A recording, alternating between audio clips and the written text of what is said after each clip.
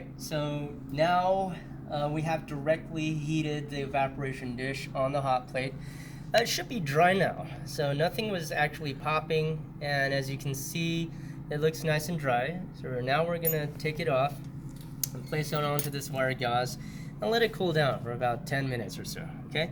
So we'll go ahead and pause right here, and after 10 minutes, we're gonna take this over to the balance. All right, let's go ahead and pause.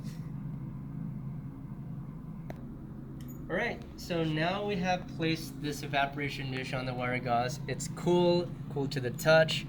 We're gonna move this whole thing to the balance and find out how much this thing weighs altogether, okay? So let's go ahead, close the window. This is the mass of the evaporation dish plus the salt. And on the table, it's going to say mass of dish plus NaCl solid, weighing number 1. This is weighing number 1. For my case, it looks like this. Now, in the lab manual, it's asking you to take this back to the hot plate again to heat it up one more time, or even 2 more times. Why is that the case? Because you don't know if there's still moisture inside. We heated it up for a long time, but we need to know that this is completely dry. How do we do that? We're going to take this again to the hot plate. We're going to heat it up again and then take it back to the balance and see if the numbers down here change at all. If the numbers no longer change, that means everything is dry. If the number keeps on going down, that means this is still, somewhat wet. Okay, so let's move the evaporation dish again onto the hot plate, and we're going to turn up the heat again. You're going to give it a good 10-20 minutes, or how much time you need. If you were in a wet lab, you're going to be actually doing parts B and C, so you're going to have plenty of time for this to run dry. All right, so we'll be back in 10 more minutes. All right, so now we're back with this evaporation dish. And now what we're going to do is we're going to do the same thing again. We're going to let it cool down.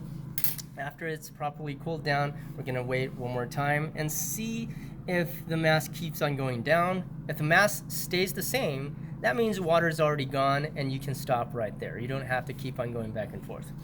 Okay, so let's come back while it's cool. Let's pause the video. All right, so now the whole evaporation dish is cool to the touch. We're gonna go ahead and place it onto the balance again. Oh, make sure it's 0.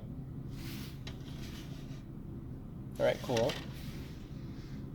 Let's place it on here. And what do you see? Are the numbers the same? Do you still remember what the last number was? Yeah, me neither. So you probably want to go back into the earlier part of this video to find out if the numbers actually agree. I think that number actually went up a little, and which is really weird. It shouldn't happen, but which means that additional heating would not drive extra moisture out. So basically you can stop right here. You can say that the 2 last numbers agree with each other and say that this is some really dry NaCl solution, which means now you can subtract the masses and find out how much mass of NaCl you have over here. After you got the mass of the NaCl with the volume you already have in your data, right, with the mass of the original solution you have, you can go on to calculate molarity, mass over mass percent, mass over volume percent, and even osmolarity based on this data over here. This is going to be a lot of happy calculations starting from here. That's all there is for part A. All right, good luck on completing the rest of the lab.